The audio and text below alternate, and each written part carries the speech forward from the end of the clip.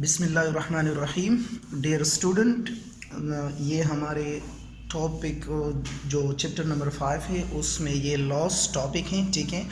और अभी जो है ना बोर्ड वालों ने जो नया करिकुलम तैयार किया हुआ है तो उसमें कुछ टॉपिक्स जो है ना स्किप किए हुए हैं, ठीक है। तो ये चैप्टर नंबर 5 का लॉस टॉपिक है, ठीक है। This topic is basically related to the conservations of energy. What is conservation of energy? Conservation of energy means that energy is conserved everywhere. Energy cannot be created nor destroyed, but it can be transferred only from one form to the another form. This is called conservations of energy. तो इससे पहले आप लोगों ने energy को जो है ना हमने स्टडी किया हुआ है कि पोटेंशियल एनर्जी क्या है, काइनेटिक एनर्जी क्या है, ठीक है।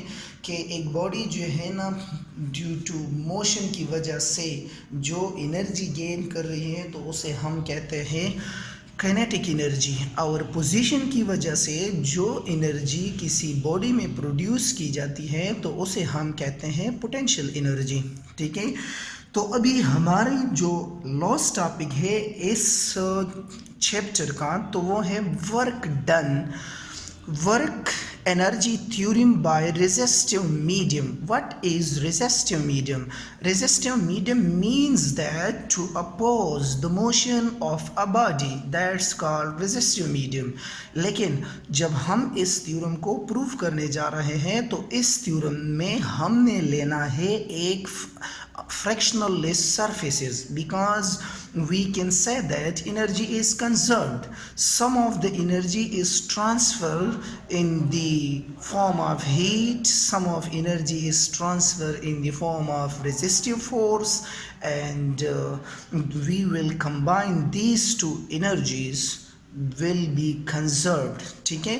तो work done, for example हम ले रहे हैं एक वुडन ब्लॉक को और उस वुडन ब्लॉक पे हम जो है ना एक नेल को ठोस रहे हैं, ठीक है।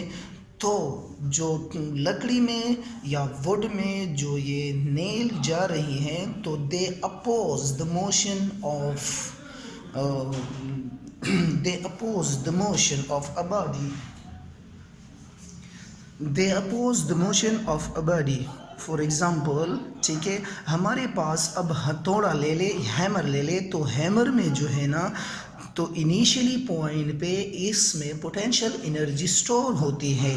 This potential energy will be Aahista Aahista, मतलब यह है कि इसको हम जब इस नेल को मार रहे हैं, ठीक है, या टोस रहे हैं तो this potential will converted into kinetic energy, ठीक है। तो वर्क डन हमारे पास बराबर है W multiply by H. W is the mass of the hammer या weight of the hammer और H is the height. For example, हमने जिस हाइट से इस नेल को मारा है तो ये उसका हाइट हो गया, ठीक है।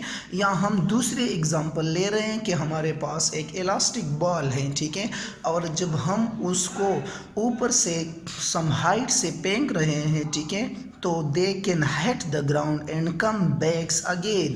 तो their potential energy is converted into kinetic energy, and after some time totally potential energy is converted into kinetic energy and potential energy is gradually decreases, ठीक है। तो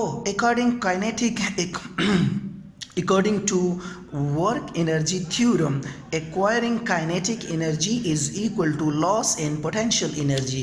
It means that कि हम potential energy को convert कर रहे हैं kinetic energy में, या और loss in potential energy is equal to gain in kinetic energy.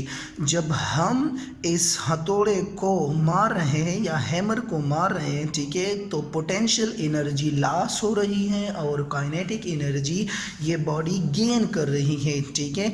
तो अब हमारे पास जो इक्वेशन नंबर 1 या इक्वेशन नंबर ए है तो उसके मुताबिक the work done is equal to W multiply by H यानी weight of the hammer is equal to mg and h is the height of the hammer.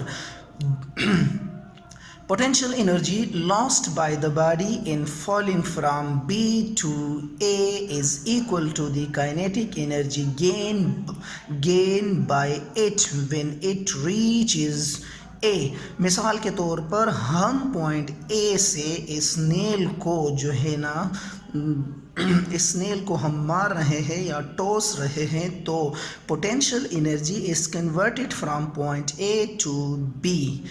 This will be equal to A. But when there is a force of friction, then same part of potential energy is used in work done against force of friction. So the equation number A becomes, ठीक है, हमने कहा था कि लकड़ी में जो है ना ये एक रेजिस्टिव मीडियम है जो कि किसी बॉडी की मोशन को अपोज कर रही है, सही है. तो इक्वेशन नंबर फर्स्ट या equation number A, loss in potential energy is equal to gain in kinetic energy plus fractional.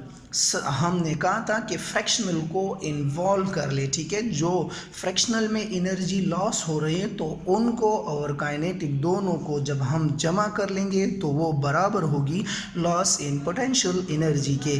This equation B is valid for downward motion of a body. ये equation जो है ना, तो ये equation बराबर है downward motion के लिए अगर हम ले रहे हैं इसके अगेंस्ट, जहाँ पे काइनेटिक एनर्जी लॉस हो रही हो और पोटेंशियल एनर्जी गेन रही हो, तो this equation will become for upward motion equation B can be written as, जैसा कि हम यही तो हमने डाउनवर्ड के लिए इक्वेशन B लिखा. अब इस इक्वेशन B को हम अपवर्ड फोर्स के लिए जब लिख रहे हैं तो loss in kinetic energy is equal to gain in potential energy plus fractional force.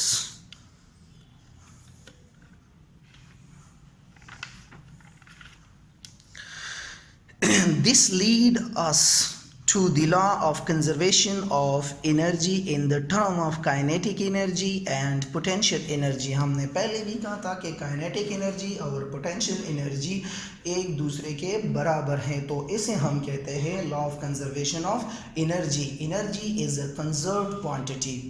Everywhere you can go the energy will be conserved and energy is a conserved property. Okay, thank you.